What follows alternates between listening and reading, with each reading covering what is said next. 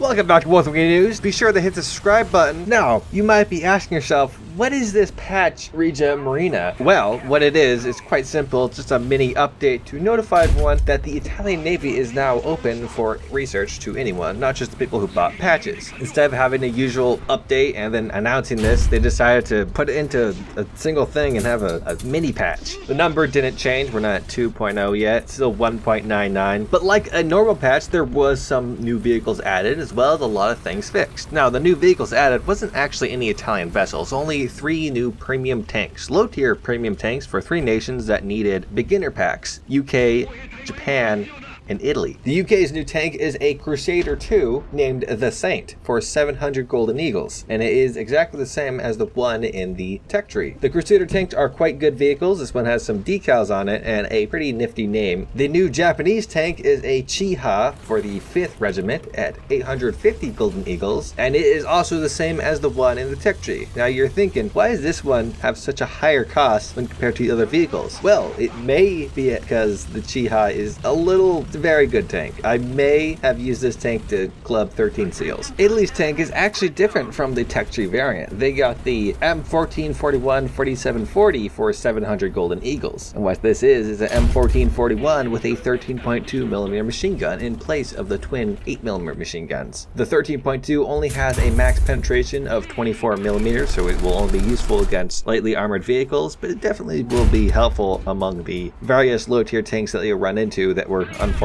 up tiered to face you. However, unfortunately, that's where the good things of this tank ends, as if you look on the tech tree, you'll notice the M1441 is at 1.7 and this one is at 2.3. For some bizarre reason, Gaijin assumed that adding a 50 cal, or I think it's 51 cal, to a 1.7 tank deserved it to be placed up 2 battle rating tiers. Now, that's not to say that it can't perform at the battle rating it's at, it's just at an obvious disadvantage. The armor is at 1.7 levels. The front plate, nice and flat, is 30mm, except for one little vision port that's 50. So 50 cals can actually go straight through it because they can pen 31mm now. Regardless, these vehicles are, well, they're all right. Copy paste, so but I enjoy a new Japanese premium. It allows me to improve my 2.3 lineup. However, if I keep playing the damn thing, the Chiha probably gonna go to 2.7. I would have preferred unique vehicles for all of these premiums, but I'll take what I can get. Also, in these update notes, there was, as I said earlier, a large number of changes. For mission changes, the largest thing to know is that there were a few things changed for Naval Enduring Confrontation, which goes to show that the game mode is likely to be back. Naval is a very disappointing game mode, and I find that the Enduring Confrontation is the only way I can enjoy it. I wish the game mode was more like Air RB, where the missions are objective driven. Now, there's an issue with Air RB as it turns into fighter deathmatch, but the missions themselves are reliant on AI units achieving objectives. And if they're to translate this into naval battles, could be pretty interesting, because then it wouldn't be about trying to destroy all the other ships. It's trying to escort or achieve the directives. Of course, it would turn into a ship deathmatch like Air did. However, if they're to change it so the damage models did not include crew percentage health bars, it would make it so ships last a lot longer, as they historically did. And so trying to destroy the enemy vehicles wouldn't be a easy win. You would actually have to still play the objectives because the enemy is going to be still alive by the time the AI does the objective. Like, take the Arabi Norway map, for example. There's an obvious objective here for the AI units to send landing ships to capture the island airfield. Now, currently in game, that does not end the match. I think the only way to end the match is bomb all the bases. But just for an idea, let's take the defending the island airfield as an objective. So you would have your fleet and you would try to protect it from the incoming boats, while the enemy tries to protect their boats to get to the island. Now, perhaps it wouldn't be completely balanced, and a little bit more thought would be best to go into this, but you'd see there it would be more interesting than capture circles on bizarre maps and murder all the boats. So now you have to actually do something with your boat. And you also wouldn't have to worry about getting, unfortunately, to the respawn zone of the enemy team and realizing, well, guess I'll die now. But that's a little off topic. Let's talk about the changes that happened to tanks. Of the interesting ones, the main one was that the T-72A, T-80B, and T-64B had changes to their upper front plate armor protection. For the T-72A, its effective protection for kinetic is now 405mm, and for heat it's 500 to 510mm. This is a nerf, as it states that the heat protection is erroneously overstated. For the T80B, its kinetic protection is now set to 240 millimeters, and its heat protection is set to 520 to 530 millimeters. Although there's no state whether this is a nerf or a buff. And I don't memorize the protection quality of every single plate of armor, just memorize on where the weak ones are, so I can't tell you if it was a nerf or a buff. For the T64B, it's only stated that the kinetic penetration is equal to 440 now. No state on heat and no state on whether it was a nerf or a buff. I point out that they're not saying it was a nerf or a buff because the first one they did point out that it was a nerf. Regardless, there was a buff to the M3 Bradley. Now the tow launcher folds out at a faster time. I don't have the Bradley, so I can't test it and see how fast it is now. But another interesting one that could change some people's strategies, a bug with lateral friction of tracks where vehicles could climb steep mountains and hills moving parallel to the slope has been fixed. If you are unaware, people use this strategy to get outside of the intended area of the map. I wonder if this is an actual fix or a fix in the same way they fixed ghost shells and team killing your entire team with rocket pods. As for the important changes to aircraft, Iglas, Stingers, and Mistrals, now the launcher is carried from a offset above the target instead of pulling out after the launch. This is exactly how it takes place in real life, which is cool. However, I've been hearing reports that the Iglas are absolutely garbage now, and no other changes are stated to have happened to that missile, so I guess Gaijin is nerfing things behind her back again. But all series of the Ki-45s and the SBD-3 got light model remakes. I'm not sure exactly if they are better or worse, but it's nice to see these vehicles get some attention. I personally love the Ki-45s, but that's because I'm a filthy, disgusting weeaboo. And the best part of all, the CCRP got buffed, now having ways to be more accurate with it, because the game really needed that system to be buffed. It was underperforming. It was only killing most of the team.